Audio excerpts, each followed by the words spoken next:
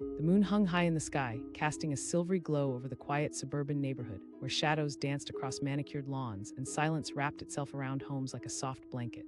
It was the kind of night that whispered secrets, but for two men lurking in the dark, the only thing on their minds was wealth. Dave and Mark, seasoned burglars known for their cunning plans, parked their rusty van a few streets down.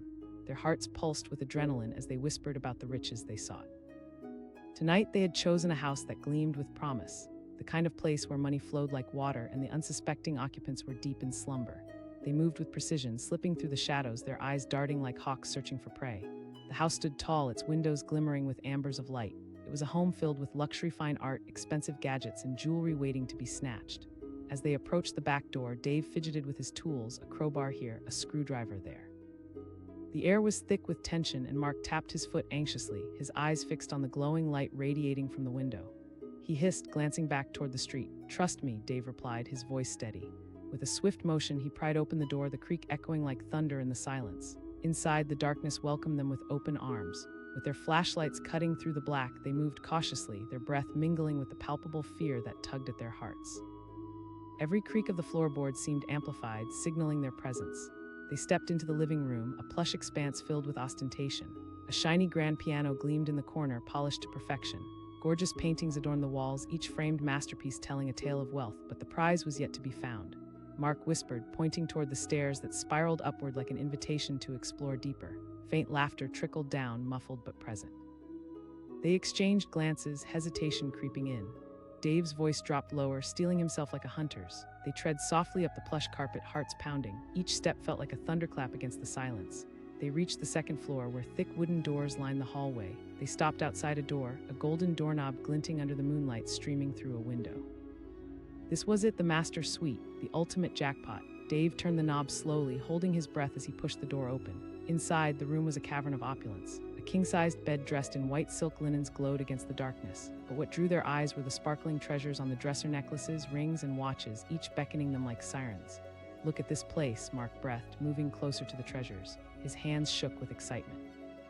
Just as he reached for a diamond-encrusted necklace, a sudden noise halted them, a faint rustle followed by a soft thud, pulling them back into reality. Mark's voice quivered, fear etched across his face. "Stay cool," Dave replied, though his palms felt slick with sweat. But deep inside, they both knew it wasn't just the wind. Their instincts screamed that something was amiss. The laughter they had heard earlier had disappeared, replaced by an oppressive stillness that stifled the air. They moved carefully around the room, scanning for the source of the sound. That's when they heard it, a low mumbling, like the sound of someone stirring in their sleep. Dave and Mark exchanged frantic glances. "We need to go now," Dave urged, his heart racing as he backed toward the door. Just as they turned to flee, the door swung open. The light flooded in, and they were met with the piercing gaze of Rick, the homeowner. Standing there, clad in nothing but his boxers and a tank top, he was a mountain of a man, muscular and tall. His expression morphed from confusion to rage in an instant. Each word dripped with threatening authority. Panic surged through Mark. He shouted, shoving past Dave and out into the hallway. They barreled down the stairs, heartbeats drumming like war drums in their ears, fear propelling them forward. But Rick was quicker. He bounded after them, his footfalls echoing ominously behind. They raced through the living room, the once gleaming treasures now mere forgotten dreams. Dave couldn't shake the feeling of dread clawing at his insides, and adrenaline forced them to burst through the back door just as Rick's furious voice boomed behind them. They sprinted into the yard, the grass wet beneath their feet, and each bound felt like a daring leap of faith. As they crossed the fence into the neighboring yard, their minds whirled, each second stretching into an eternity. Mark gasped, his legs burning with exertion. Dave pointed through the shadows. They dashed toward it, the headlights casting long, ghostly shadows across the asphalt. Just when it seemed their escape was assured, they heard it, a sharp sound of metal grating against metal. Rick emerged at the entrance of the yard, holding a baseball bat, his silhouette fierce against the moonlight. Panic exploded within Mark. He screamed and they dove into the van, fumbling with the ignition like a pair of inexperienced thieves. The engine sputtered and refused to start, a cruel twist of fate gripping their throats. Desperation clawed at their minds as Rick advanced, bat raised high. Dave begged, turning the key frantically as beads of sweat trickled down his brow. Finally, with a roar, the engine came alive and they tore off like a bat out of hell, tires screeching against the pavement. The rush of wind howled in their ears as they sped down the street, but the weight of their near capture hung heavy in the air. They didn't speak for a long stretch, their hearts sinking to the rhythm of their escape. But as the adrenaline faded, guilt settled in the cracks of their bravado. Mark stammered, his voice shaky. "Riches weren't worth it," Dave replied, his voice tinged with something akin to regret. could already picture Rick, the angry homeowner, launching an investigation, piecing together their faces and the van's make. The quiet night felt eerie. They turned into a dark alley and parked, both men hunched over the steering wheel, each lost in their tumultuous thoughts. Greed had driven them into the lion's den, but now the sound of Rick's rage echoed in their minds, a constant reminder of their foolishness. Suddenly, Mark broke the silence. "Back to that life, never," Dave said, shaking his head firmly. The truth cut through the air like a knife. What had driven them into that night of crime was hunger, not necessarily for wealth, but for the thrill, the excitement of living on the precipice of danger. Yet they had teetered too close, almost falling into a chasm filled with consequences they weren't ready to face. As they sat in the dark van, breaths slowing in unison, bonds of friendship forged in shared misadventure tightened. They realized their recklessness wasn't just a gamble, it was a gamble with their lives. In the stillness of that alley, they made an unspoken pact. They would turn their backs on a life of crime, leaving behind the allure of stolen riches for a chance at something far more valuable: true freedom. The urge to chase quick money melted into a stark desire for lasting change. And so, when dawn broke, a fresh start painted in shades of pink and gold, they drove away from that life forever. No longer haunted by the urge to steal, they chose to build a future, knowing their greatest treasure wasn't glittering jewelry but the strength to turn away from temptation. Some say a thief is always a thief, but Dave and Mark proved them wrong. They had gone looking for riches but returned home empty-handed. Only this time, they held the greatest wealth of all: the freedom to choose a better path. And in the heart of the quiet neighborhood, the moon still hung high above, casting its silvery glow, but its light illuminated a different journey, a journey toward hope, redemption, and life beyond riches. The street lay shrouded in darkness, illuminated only by the faint glow of streetlights flickering like distant stars. It was a moonless night, painting everything in shades of gray. In this urban jungle, two figures moved adeptly through the shadows, muscles taut with anticipation. Tonight was going to be a big night. Cody and Jake had surveyed their target for weeks. The Johnsons' house stood proudly at the end of Maple Street, its windows sparkling with soft light like diamonds glittering against the blackened backdrop. They had heard tales about the wealth contained within designer clothes, electronic gadgets, and treasures that would make any burglar's heart race. For Cody and Jake, this was not just another job, it was an opportunity to change their lives forever. Cody, a wiry man with dark hair and keen eyes, led the way as they advanced toward the back porch. His heart beat like a drum in his chest. He whispered, a grin stretching across his face. "Absolutely," Jake replied, nervously tugging at the collar of his jacket. This wasn't his first burglary, but the intensity of it always made him second-guess himself. With practiced ease, Cody produced a screwdriver from his pocket and with a swift flick of his wrist, disabled the latch on the door. The old wood creaked as he pushed it open, and they stepped inside. The aroma of fresh-baked cookies wafted through the air, oddly comforting against the tension that gripped their hearts. It was a stark reminder that behind these walls, a family lived in warmth and laughter. But Cody shoved those thoughts aside. The allure of riches overshadowed any moral hesitations. Their flashlights pierced the darkness, illuminating a cozy living room furnished with plush couches and family photos hanging on the walls. Here and there, shadows danced like ghosts, each corner revealing a story of family and comfort. What stories might these walls tell if they could speak? Ignoring the urge to linger, they crept further inside. "We need to get to the upstairs bedrooms," Cody said, glancing at the staircase that spiraled up like the spine of some mythical creature. Jake nodded, though doubt tightened around his chest like a vice. Chill man, but even as he spoke, Cody's voice wavered slightly. Nothing could quite erase the unease burrowing deep inside him. They ascended the stairs, each step creaking softly under their weight. They paused outside the first door, a decision hanging heavy in the air. Cody turned the knob slowly, and the door swung open to reveal a child's room, adorned with superhero posters and toys scattered across the floor. "Let's move on," Jake whispered, eyeing a teddy bear perched on a shelf as if it might come to life and call out for help. They pressed forward, reaching the master bedroom at the end of the hallway. The door stood ajar, and inside they could see the glimmer of wealth arrayed before them: gold watches, sparkling rings, and even a luxurious set of cufflinks glinting in the night. Jake felt his heart race, a mix of excitement and fear coursing through his veins. Cody stepped cautiously into the room. "This is it," he breathed, a grin breaking across his face. But just as he reached for a flashy bracelet, a sudden creak shattered the stillness of the house, the unmistakable sound of footsteps coming from downstairs. Both men froze, their hearts pounding audibly in the silence. Jake whispered, eyes wide with terror. "Probably just the house settling," Cody replied, but the shaky tremor in his voice made it clear he was trying to convince himself. They held their breath, listening intently. The footsteps were approaching, slow and methodical, echoing up the stairwell. A chill ran down Jake's spine. "What if it's Mr.?" he murmured, his mind racing through all the awful outcomes. "Shut up," Cody hissed, stepping deeper into the shadows of the room just as the door to the stairs creaked open. A figure loomed in the doorway, tall, broad-shouldered, hair tousled, and bare feet planted firmly on the wooden floor. It was Mr. Johnson, standing in his boxers, rubbing sleep from his eyes. He mumbled, squinting into the darkness. Panic surged through Cody and Jake like a flash flood, pulling them away from the evidence of their greed. Cody shouted, breaking into a sprint, barely taking a second to gauge where Jake had gone. They barreled down the stairs, heart rates roaring in their ears, the adrenaline pumping wildly as they skidded into the living room, lost in a frenzy of confusion and fear. Jake shouted, flinging open the nearest door that led to the backyard. They dashed into the moonlight, raw air filling their lungs, only to find their escape blocked by a high wooden fence standing like an insurmountable barrier between them and safety. Jake gasped, his mind racing as he frantically searched for another way out of this chaos. Cody scanned the backyard, seeing the trellis leading up to the next-door neighbor's property. He yelled, pointing, but before they could make their escape, heavy footsteps thundered behind them. Mr. Johnson, wielding a baseball bat, sprinted toward them, eyes filled with pure rage. He roared, charging forward like a wild bull. They had no choice. They scrambled toward the trellis, hands gripping the wooden beams as they pulled themselves up, nearly slipping in their haste. Just as they reached the top, Cody glanced back and locked eyes with Mr. Johnson. It was a look that sent fear spiraling through him, the kind of intensity that made everything feel like a bad dream. Jake urged, scrambling over the fence and landing with a thud on the other side. In an instant, Cody followed, his foot catching on the last beam of the trellis. He stumbled as he landed, momentum knocking him off balance. It sent him sprawling into the neighbor's garden, narrowly avoiding a flower bed that stood like a soft landing. Breathless and soaked in fear, they curled behind a bush, hearts pounding as the chaos faded into distant echoes. Cody panted, desperate to know if they had escaped the storm that threatened to swallow them whole. As the sound of Mr. Johnson's footsteps receded, they began to catch their breath, this precarious moment lifting the fear just slightly off their shoulders. But the realization of what they faced hit them hard. "We were so close," Jake whispered, his voice quaking. Cody looked down, guilt slithering its way into his chest. "We wanted it too badly," he admitted. The lure of wealth had blinded them, the thrill of wealth became their poison. "Maybe we should give up this life," Jake murmured, fear mingling with clarity as he gazed around the peaceful neighborhood. Faces of families danced through his mind, pictures of warmth and community. Could they really walk away? The idea felt like a wave crashing against the shore, one that released them from the grips of greed. There was no glory in this night, no sense of triumph, only chaos and fear stretched before them, unraveling at the seams.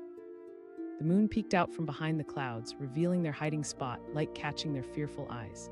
It was a moment of reckoning that stilled the frenzied rhythm of their hearts. "Let's just go home," Cody finally said, the weight of his voice carrying an unshakable resolution. With hesitant steps, they crept along the edges of the neighboring yard toward the alleyway that led back to their lives, their quiet lives. The further they walked, the more the weight of their choices pressed down on their shoulders. They zigzagged through alleys, avoiding the main roads until they reached the city outskirts. Tension gave way to silence, a silence that felt both haunting and liberating. Once they arrived at Cody's apartment, he turned the key in the lock and the door creaked open. Inside, the familiar sense of pizza and dirty laundry welcomed them. Home, in all its imperfect beauty, stood before them, beckoning them to reclaim their lives. Jake slumped onto the couch, his breath still shaky. "Start over," Cody replied, the words tasting bittersweet as they hung in the air. "We find a job, make some money the right way." In that moment, something flickered between them, a bond that had weathered the storm of a reckless night, solidified in the realization that they were willing to choose life over riches. Days turned into weeks, and though the shadows of their heist still lingered, time began to heal their wounds. They both found jobs, Cody as a mechanic and Jake in retail, where they learned the value of hard work. Each morning, as they fought the urge to chase after something misplaced, they became stronger. They uncovered the beauty of simple joys, family dinners, laughter, and the warmth of friendship. They were no longer two flawed men seeking treasure. They were friends carving out a life filled with possibilities. Eventually, the memories of that harrowing night faded into the background noise of life. It became a tale they shared softly, a reminder etched into their past. They had chased after richness and come home empty-handed. And yet they recognized that what they had gained in the process was worth far more than any treasure they could ever steal. Wiser for their experiences, they not only discovered what was truly valuable, but also learned a vital lesson. Sometimes the pursuit of riches can blind you to the jewels you already possess: friendship, integrity, and the chance for a better tomorrow. It was a crisp autumn night, the kind where leaves skittered across the pavement in a soft rustle. The air was tinged with a mix of anticipation and chill, perfect for a little mischief. Beneath the glow of a flickering street lamp, two figures huddled in the shadows, exchanging a nervous look. They were just two ordinary guys: Ryan, with his tousled hair and intense blue eyes, and Mark, shorter but wiry, with a mischievous grin that had led him into trouble more times than he could count. Tonight, they were on a mission for riches. Rumor had it that the old McKinley house on the other side of town was filled with treasures just waiting to be snatched. The family had moved out years ago, leaving behind a veritable goldmine of forgotten possessions and valuable antiques. It was the perfect setup for two amateur burglars eager to make their mark. Ryan glanced at his watch. 11:30 p.m. "Let's do this," he whispered, steeling himself for what lay ahead. They had practiced this moment in their heads 1,000 times. The plan was simple, in and out, quick and clean. They slipped through a gap in the fence, the wood creaking softly beneath their weight. As they approached the back door, tension coiled in the air like a spring ready to snap. Mark produced a crowbar, his hands trembling slightly. "Make sure no one sees us," he cautioned, his voice barely above a whisper. Ryan nodded, his heart racing. They felt like characters in their own movie, playing the parts of daring thieves. As Mark worked on the door, the metal groaned in protest, but finally it yielded to their persistence. They stepped inside, and a wave of musty air hit them like a wall. The darkness swallowed them whole, only illuminated by the meager beam of light from Ryan's flashlight. Dust spiraled upward as they shifted, and the smell of aged wood and decay filled their nostrils. "This place feels like a graveyard," Ryan murmured, glancing around the dimly lit space. Shadows danced in corners, and creaks echoed through the stillness. "Come on, don't get scared now," Mark teased, trying to lighten the mood even as a shiver ran down his spine. Creeping further into the house, Ryan's flashlight beam caught glimpses of furniture draped in white sheets, like ghosts waiting for the return of loved ones. They moved through the living room, startling at the sound of a nearby branch scraping against the window. "Get it together," Ryan chided himself. But fear was a sneaky companion. It clung to their backs like a shadow, whispering warnings. They reached the staircase, its wooden steps weathered and slick with dust, groaning under their weight as they ascended. Each step felt like a countdown to some unknown fate, their hearts pounding like war drums. "Let's check the upstairs bedrooms," Ryan suggested, his voice steadier than he felt. They stepped into the first room, a child's bedroom frozen in time. Toys littered the floor, and a dusty bed sat against the wall, adorned with faded superhero sheets. A sense of dread washed over Ryan as he scanned the room. Was it right to invade this space, to disturb the remnants of a life that once thrived here? "Focus," Mark urged, snapping him back to reality. They moved on, arriving at the master bedroom at the end of the hall. The door creaked open, revealing a room that glinted with wealth. Jewelry boxes spilled open, revealing glimmering necklaces and war trophies earned in time long gone. Mark whispered, eyes wide with greed, stepping further inside, but before either of them could grab anything, a sudden noise rippled through the house, a soft creak, followed by a distant voice, muffled yet unmistakable. Ryan's voice faltered, Mark's face paled. "We should leave." They paused, straining to listen. "It's coming from downstairs," Ryan said, pulse quickening. Panic surged within them. Ryan turned to flee, but just as they reached the door, the unmistakable silhouette of a man appeared at the end of the hallway. He was tall, with broad shoulders, wearing nothing but pajama pants, and the look on his face was fury mixed with confusion. The voice boomed, slicing through the tension like a knife. Ryan and Mark froze, caught in a web of their own making. Mark shouted, shoving past Ryan as they tore down the hallway, the sound of their footfalls echoing through the house. They could hear the heavy footsteps of the homeowner hot on their heels, enraged and desperate to protect what was rightfully his. They bolted down the staircase, barely glancing at the table laden with silverware and art pieces that seemed to glitch in their peripheral vision. They shot through the living room, moments away from freedom, only to find the front door locked tight. Ryan spat, adrenaline coursing through him as he fumbled for the handle. Just then, a powerful voice barked from behind them. Mark turned, heart-pounding dread washing over him. He yelled, lunging for the door that led into the backyard. They burst through, crashing into the chilled air, but as they hit the grass, they froze in realization. The towering wooden fence loomed before them, a barrier separating them from freedom. They were trapped like animals cornered in a hunt. Mark cried, panic tightening his throat. The two of them scrambled, adrenaline giving them a boost as they climbed. Just as Ryan landed on the other side, he turned to help Mark, but a powerful hand grabbed his shoulder. It was Mr. McKinley, his face now contorted with rage, eyes blazing. He swung the baseball bat he grabbed, narrowly missing Ryan's head. In that instant, fear eclipsed their ambition. Ryan found himself tumbling backward, the ground rushing up to welcome him. They stumbled through the neighbor's yard, desperately looking for a way out. Mark yelled as he maneuvered around a garden gnome, the whimsical figure stark against their chaotic escape. Heart racing, Ryan darted toward the alley bordering the property. They scrambled into the shadows as Mr. McKinley shouted, anger fueling his pursuit. But just as they felt the rush of escape, Mark tripped on a stray hose. Ryan yelled, watching in horror as his friend fell to the ground. Ryan turned, scrambling back, and reached out to grasp Mark's arm. Get up, they shot up together, urgency guiding them as they dashed deeper into the alley. They could still hear the distant shouts fading into the background, but reality began to sink in. They fled past darkened houses and silent cars, shame and panic coiling deep in their guts. Finally, they stopped in a dimly lit side street, exhaustion crashing over them like a wave. He leaned against a lamppost, breathless and trembling. Mark gasped, fear still alive in his eyes. We almost got caught, Ryan said, running a hand through his hair, feeling the sweat stick to his brow. We need to stop this, Mark said firmly, shaking his head as if trying to rattle the foolish decision they had made that night. I know, Ryan replied, the weight of their reckless choices settling heavily on his shoulders. Or we could have lost everything, Mark shot back. This is not worth it. They both stood in silence, allowing the gravity of their near capture to wash over them. They had been so consumed by thoughts of grandeur, by the idea of wealth, that they hadn't considered the potential consequences. Let's go home, Ryan finally said, his voice steadier now. Back at Ryan's apartment, the silence felt deafening. They slumped into worn chairs, processing what had transpired. The thrill of adventure had quickly melted into reality. Two friends standing on the precipice of disaster, staring back at a close brush with failure. I think we should go straight, Mark said, breaking the silence. Ryan nodded, realizing how easily they could have thrown away everything they had. They had wanted riches, only to discover that true wealth lay in safety, in friendship, and in the chance to build something meaningful. They eventually found jobs, Ryan at a local auto shop, Mark at a nearby cafe. They earned every dollar with hard work, learning the value of each transaction, the labor behind their paychecks. Time passed, and the memory of that night faded, dulling the edges of the fear that once gripped their hearts. They forged new paths for themselves, exploring hobbies, diving into friendships, discovering lives less fraught with danger and regret. A year later, sitting on the couch in Ryan's living room, laughter filled the air. They reminisced about the tight rush of adrenaline and the crazy choice they made together.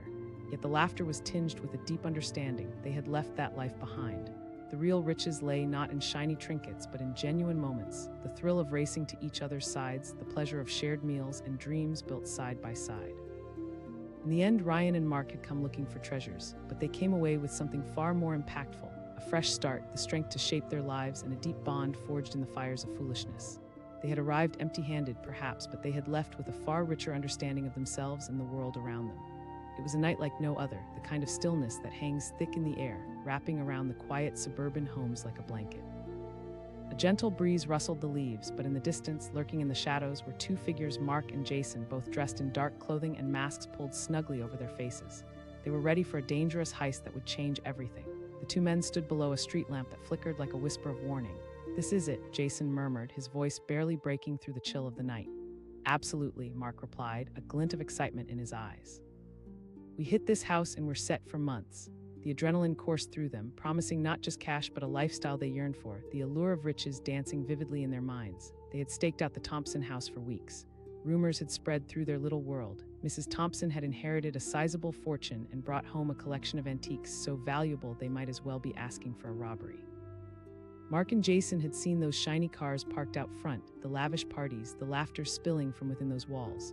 The thought of all that treasure wrapped around them like a thick fog. They crept toward the back of the house, their hearts pounding like war drums echoing inside their chests. Tonight was their night to cross a line they swore they would only peer across from a distance. The back porch creaked underfoot, a sound that sent a shiver of foreboding through them. "Keep it down," Jason hissed, glancing nervously toward the windows, which glowed softly. They pressed a bit closer until they reached the door. Mark fumbled through his backpack, revealing a slim toolkit. He had done this before, though neither of them was a professional. There was something heady about the simplicity of the act, just two kids breaking in for what felt like adventure. With a few deft motions, Mark picked the lock. The door swung open and darkness embraced them, thick and musty, almost alive in its stillness. They flipped their flashlights on, the beams slicing through the black, illuminating a world frozen in time, elegant old furniture, ornate mirrors, and walls sprinkled with family photos, smiling faces framed in happiness. "This is it," Mark whispered, his eyes glimmering with greed. They ventured deeper into the house, their footsteps muffled by the plush carpet. Every creak of the floorboards sounded like a siren, but the thrill of danger drove them on, fueled by visions of a new life filled with lavish dinners, designer clothes, and fancy cars. They reached the living room, where a grand piano sat silently in the corner, dust motes floating lazily in the beam of light. "Look at this place," Jason breathed. It was beautiful, yes, but it felt more like a mausoleum, a reminder of lives lived and lost. Ignoring the gnawing feeling in his gut, Mark pushed onward to the staircase. "We need to hit the bedrooms," he said, determination flooding his voice. As they climbed the stairs, the air grew thicker. Each step felt like it had an echo, a countdown to a point of no return. At the top, they faced three closed doors. Mark chose the first one, inching it open and peeking inside. The room was a child's sanctuary, toys strewn across the floor, bright paint colors clashing with the night.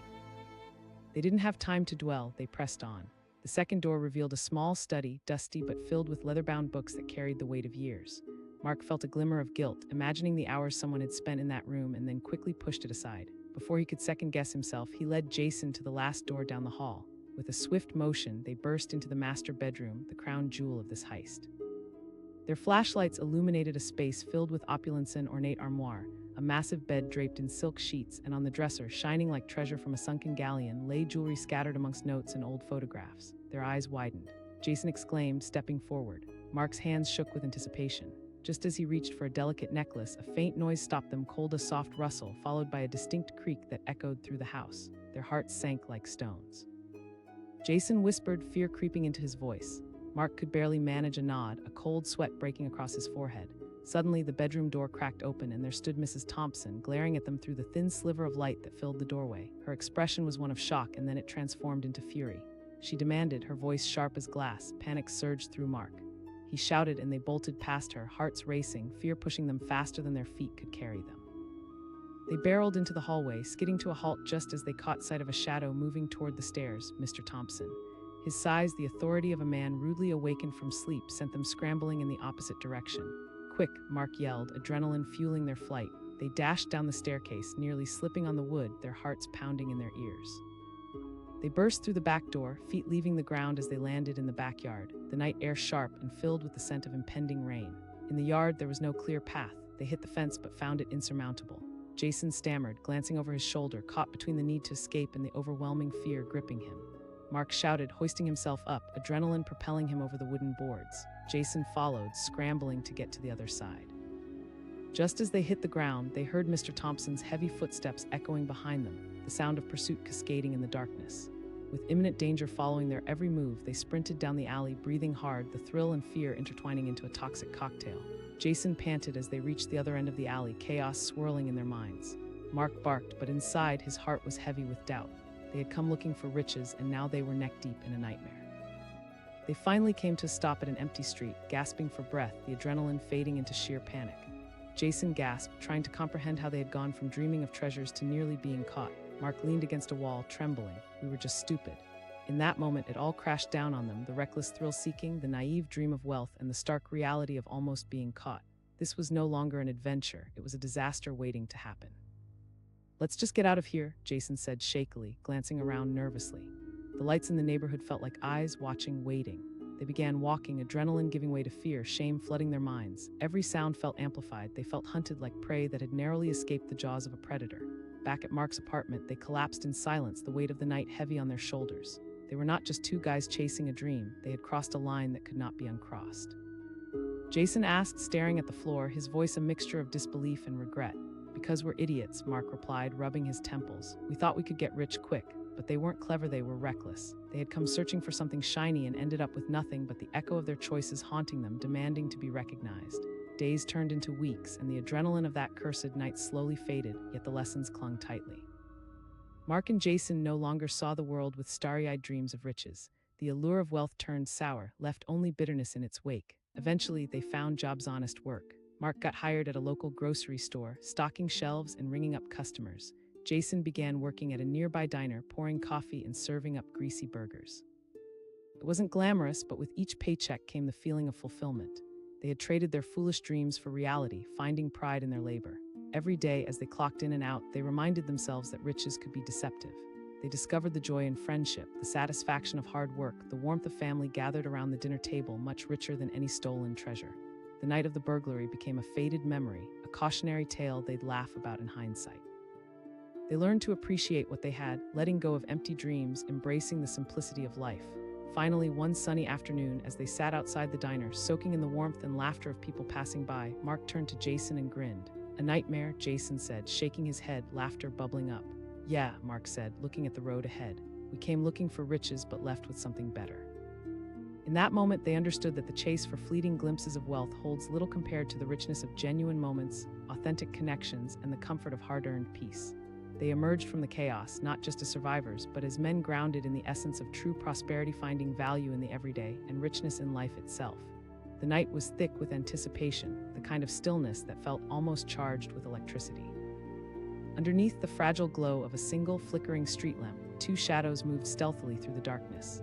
They were no ordinary men. They were desperate, hungry for the kind of riches most only dreamt about. Kevin and Thomas had waited for this moment, the perfect night to put their plan into action. For weeks, they had scouted the old Hargrove house at the end of the block. The faded mansion, with its peeling paint and sprawling lawn, screamed of forgotten wealth and hidden treasures. Rumor had it that Mr. Hargrove, once a wealthy businessman, had left behind valuable antiques and expensive collectibles. Tonight, they would find out if the sly whispers of fortune were true. As they crept closer, the house loomed before them, dark and silent like a sleeping giant. "Let's get this over with," Thomas replied, his palms sweaty as he clutched a bag filled with tools. They shuffled to the back door, crouching low, camouflaged in the shadows. Kevin could feel the weight of the moment pressing down on him like a lead blanket. With a quick twist of his wrist, Kevin pulled out a slim screwdriver. The lock turned with a soft clang and the door creaked open, inviting them into the darkness. An unwelcoming odor of mildew and decay greeted them, but the thrill of the hunt pushed them forward. This was it. They had crossed the threshold from dreamers to thieves. Inside, they flicked on their flashlights, illuminating a world frozen in time, a decaying but magnificent living room with dusty chandeliers hanging from the ceiling like frozen waterfalls. Old furniture was haphazardly scattered around, each piece telling the story of a family long gone. It was eerie and beautiful, yet the air felt heavy with secrets. "Focus, man," Kevin urged, his voice barely above a whisper. Thomas swallowed hard, glancing around nervously. "We checked. Lights, no cars in the driveway. We're alone," Kevin assured him, but doubts nagged at the back of his mind, the gnawing fear of being caught clawed at his insides. Moving through the rooms, they stumbled upon what looked like a study, shelves filled with dusty books and framed photographs in forgotten glory. As they rifled through papers scattered across the desk, they thought of all the lives that had passed through these walls, the laughter, the tears, the family dinners. A brief pang of guilt hit Kevin, but he quickly pushed it away.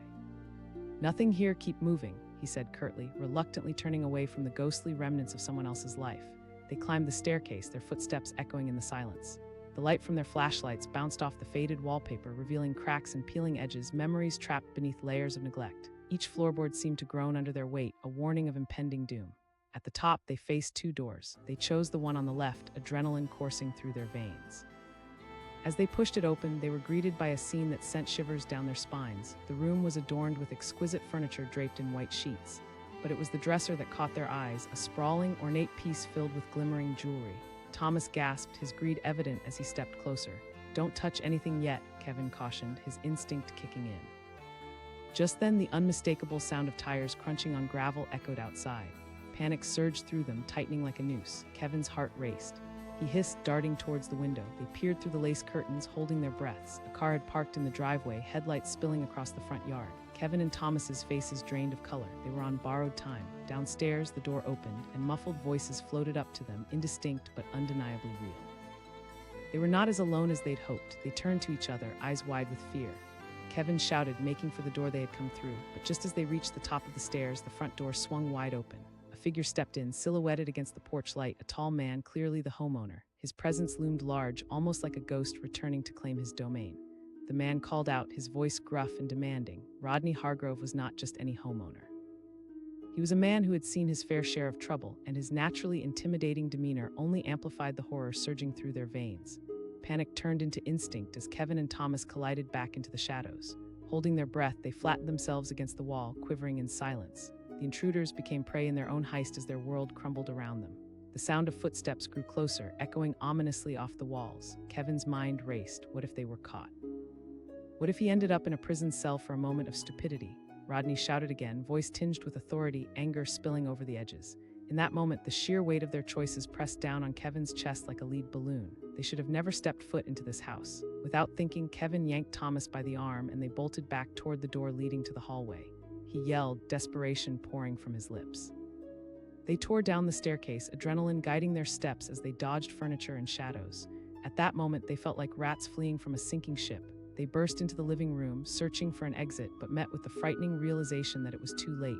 Rodney was blocking the doorway, eyes blazing with fury. He thundered. Kevin and Thomas exchanged wide-eyed glances, fear flooding their systems. Thomas stammered, his confidence shattered. Kevin yelled, shouting his thoughts rather than thinking logically. They darted past the towering figure just as Rodney lunged toward them, instincts kicking in as they dashed to the back of the house. They crashed through the kitchen, heart pounding like a war drum. But just as they neared the exit, the back door slammed shut locked tight. Panic clawed at them, the reality of their situation settling in like an unwelcome guest at a party. Thomas shouted, feeling the blood rush from his face. Kevin's voice rose as he scanned the room desperately. They needed a way out. He turned to the window, wrenching it open with a heave. Without waiting for a response, Kevin leapt out into the cool night air, stumbling over the overgrown garden. Thomas hesitated, paralyzed by the thought of facing the unknown. Kevin bellowed, urgency flooding his voice. He could already hear the footsteps thumping behind him. Rodney was on their tail.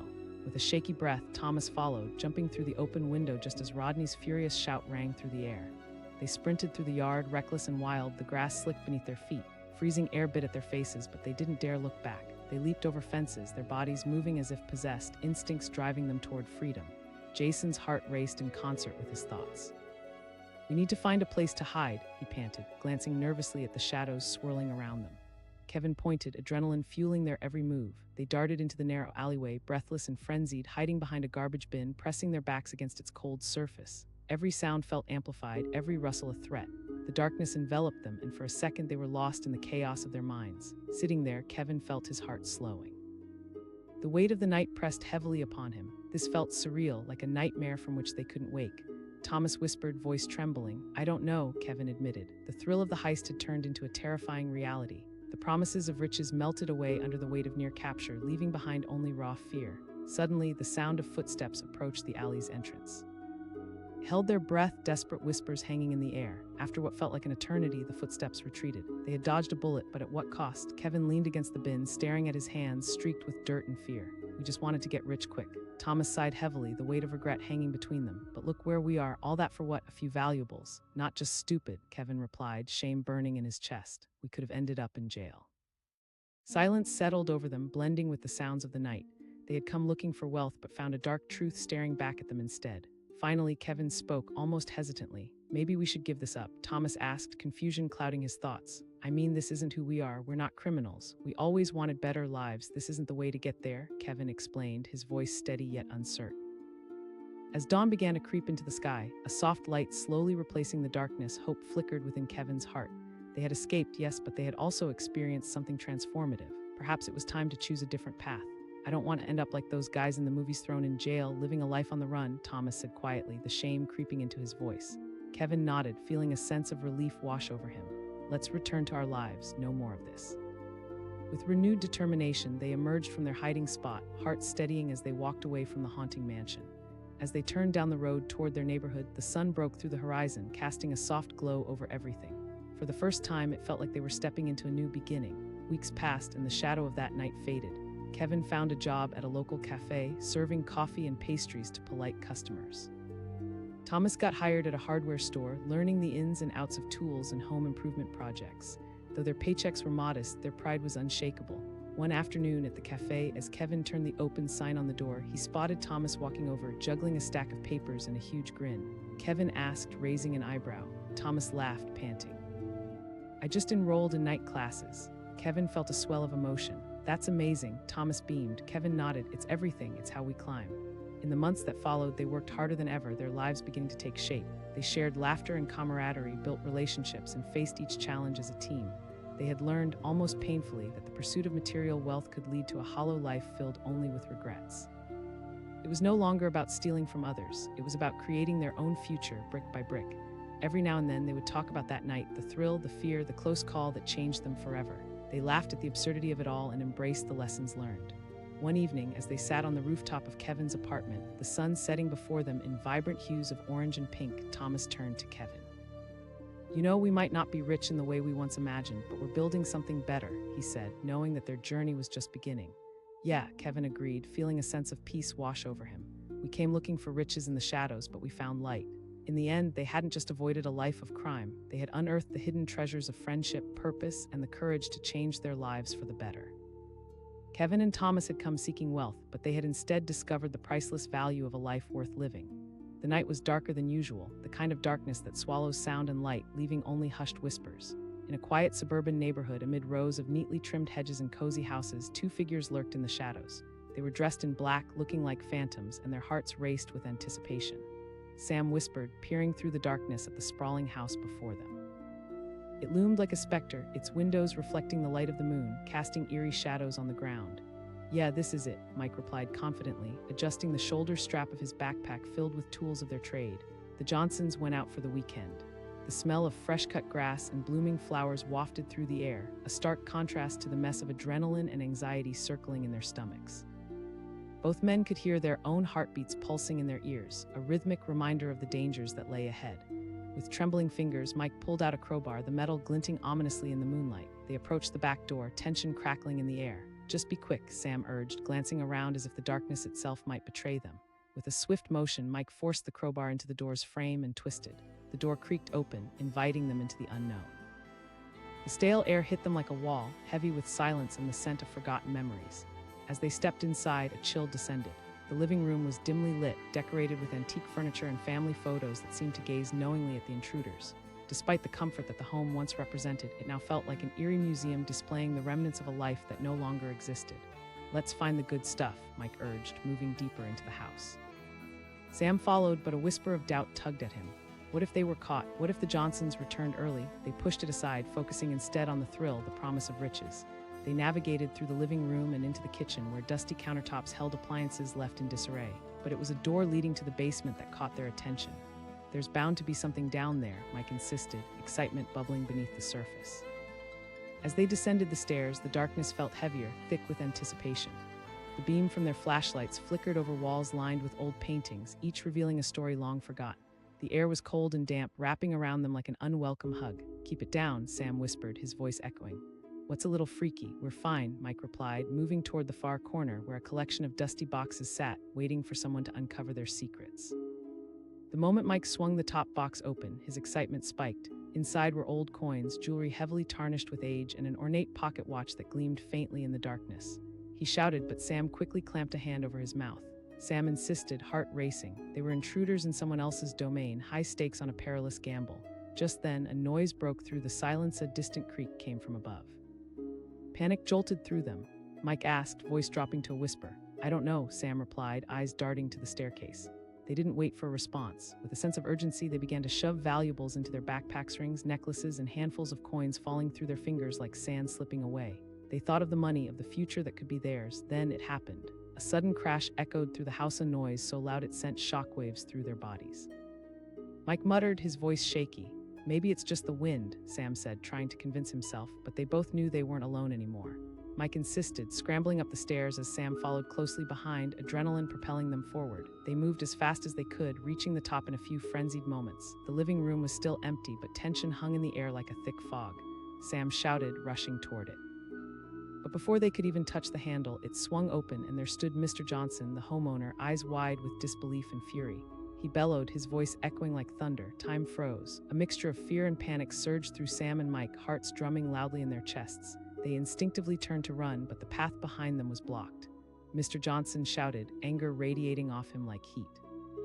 Feeling the pulse of danger, they turned toward the back door, fleeing through the kitchen as Mr. Johnson's voice faded into urgent shouts behind them. "Help, get out." Adrenaline propelled their feet faster. They bolted through the backyard, the grass slick with dew. But the freedom they sought lay just beyond a high wooden fence. Sam shouted, panic overtaking him as he glanced back toward the house. Mike replied, desperation creeping into his voice, but at that moment the sound of sirens pierced through the quiet, distant yet getting closer. They were running out of time. Mike yelled, pointing to a gap between two houses. Together they darted toward it, squeezing through the narrow space as they heard footsteps chasing after them, the hammering of their own footsteps mingling with Mr. Johnson's shouts. Once on the other side, they plunged into a dense thicket that bordered the backyard. It was dark, the trees looming overhead casting long shadows. Sam felt branches tugging at his clothes, a reminder that escape was becoming increasingly unlikely. Mike gasped, breathing heavily, his lungs burned. They ducked beneath a low-hanging branch, crouching down in the thick underbrush as they tried to catch their breath. The sounds of pursuit faded into the distance, but the fear gnawed at them, churning in their guts. What had they gotten into? They had come in search of treasure, yet all they found was chaos. "I can't believe this is happening," Sam whispered, voice shaky. "I don't know," Mike replied, panicking as adrenaline ebbed away. "Let's just stick to the plan." Time stretched on, thick with uncertainty, as they both waited silently, hearts pounding against their ribcages. The muffled sounds of police sirens echoed in the distance, serving as a reminder of just how far they had fallen. Finally, the noise of footsteps began to fade. They slowly emerged from their hiding spot, scanning the horizon for any sign of danger. The backyard was still, dim moonlight casting ghostly shadows over the grass. Mike urged, bolting toward the fence again. They didn't know if they'd still be caught, if the police were nearby, or if anyone had seen them escape. All that mattered was the pressing need for freedom. They scrambled over the fence, landing hard on the other side. They dove behind a parked car, waiting for a moment to catch their breath as they finally let the silence envelop them. Sam asked, trying to catch his breath, I think we need to leave town," Mike suggested. What? No, seriously, our faces could be all over the news. Okay, but this is insane, Sam shouted, disbelief evident in his voice. As the night stretched on, the initial thrill had transformed into gut-wrenching fear, leaving them grasping at the shreds of rational thought. They hadn't just failed to rob the house, they had lost their way entirely. Let's just figure it out together, Sam said quietly. The moment dragged between them, silence heavy and tense as they contemplated their fate.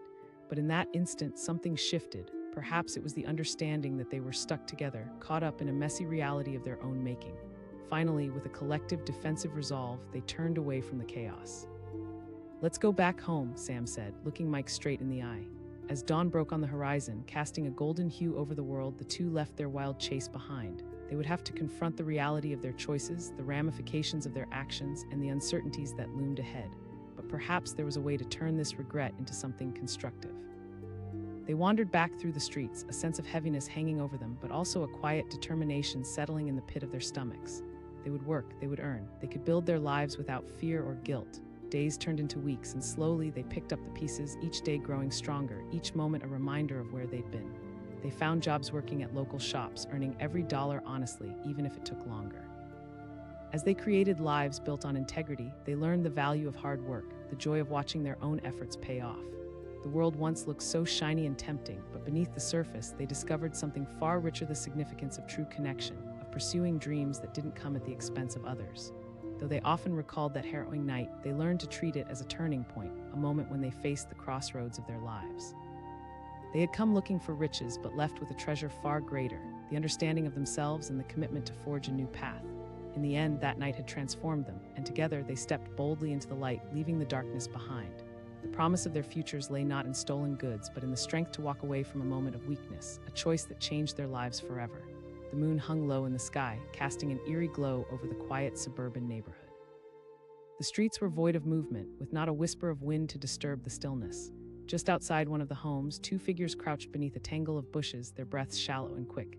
Alex whispered, a mix of doubt and fear evident in his voice. "Stop being a coward, man," Jake replied, his eyes glinting with mischief. "This is it. The Johnsons went to visit their family for the weekend. They won't even know we're here." With each word, Jake's confidence spilled over, drowning out Alex's hesitation. Rumors had circulated around town, whispers of forgotten riches hidden within the walls of the sprawling Johnson estate, heirlooms from generations past that could make them both rich. The prospect of a night filled with adventure and potential fortune drew them in like moths to a flame. "Okay, let's just get this over with," Alex finally agreed, a mix of excitement and fear clawing at his insides. They crept toward the back door, Jake leading the way with an anxious edge in his stride. The porch was lit only by the faint shimmer of moonlight filtering through the leaves. With a quick glance over his shoulder, Jake produced a slim crowbar from his backpack. "Stand back," he murmured, shoving the tool into the door's frame. The lock clicked and the door swung open with a low creak, sounding almost like a mournful sigh. They stepped inside, plunging into the dense shadows that enveloped them like a thick fog. Dust lingered in the air, an old smell that hinted at lives once lived here. "This is creepy," Alex whispered, glancing around. "They're not here," Jake said dismissively, his voice low. They moved cautiously through the living room, where antique furniture loomed like silent sentinels. Framed photographs lined the walls, capturing smiles and memories of a family that had once filled the house with life. But all that was left now was silence, a heavy silence that almost seemed to breathe. Eyes wide, Jake led them through the house. They glanced into the kitchen, the faint gleam of appliances catching their flashlights, but nothing seemed valuable here. They needed to dig deeper. As they passed a staircase, Jake hesitated. "Let's check upstairs," he suggested, his curiosity igniting. They ascended the creaking steps, the sound reverberating ominously through the house. The second floor felt even more lifeless, shadows gathering in every corner. They reached a hallway lined with doors, each one possibly leading to lost treasures. Jake opened the first door hesitantly. Inside was a child's room, painted in pastel colors and filled with stuffed animals.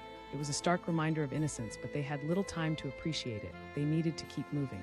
The next door led to a spare bedroom, empty but for dust and silence. "This is pointless," Alex muttered, his heart racing not from excitement but with anxiety. "Don't be stupid," Jake snapped. They reached the end of the hall and stood before the final door, a wooden barrier that promised hidden riches on the other side. Jake turned the handle, heart pounding with excitement. As they entered, the room opened up to reveal a master bedroom, luxurious and untouched by time. The bed was vast, draped in silk sheets that shimmered like liquid gold. But it was the dresser that caught their eyes, jewelry boxes lined up neatly, each waiting to be discovered. "Look at all this," Jake breathed, practically bouncing with excitement. He rushed toward the dresser, fingers trembling in anticipation as he opened the first box. Glittering necklaces and ornate rings gleamed like stars plucked from the sky. "Let's grab this," but before he could finish his thought, the unmistakable sound of a car pulling into the driveway echoed up the hallway. The unmistakable crunch of gravel sent a jolt of dread surging through Alex. "They're home," he shouted, grabbing Jake's arm as panic surged through them. They pivoted and bolted down the hall, adrenaline fueling their every step as they raced toward the staircase. Just as they reached it, they heard the door swing open and a voice filled the air deep and demanding. Time froze. Alex's heart threatened to leap out of his chest. They were caught vulnerable, exposed, trapped in a house owned by someone who wouldn't hesitate to call the police. "Back door," Jake shouted. In an instant, they charged down the stairs, every plodding step seeming to echo in the stillness of the house. They barreled through the kitchen, skidding on the polished floor as they reached the back door just in time to see it swing open.